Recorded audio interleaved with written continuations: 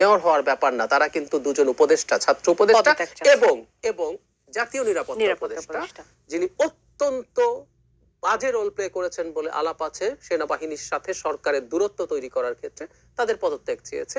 এসব কারণে উনি অভিমান করেছেন এবং অভিমান করে উনি ভেবেছেন সবাই আসবে, ওনার মান ভাঙাবে এবং একটা ব্ল্যাঙ্ক চেক দেবে। সরি, এত টাফ ক্রুশিয়াল একটা টাইমে উনি আছেন, ওনাকে আমরা ব্ল্যাঙ্ক চেক আসলে দেব না।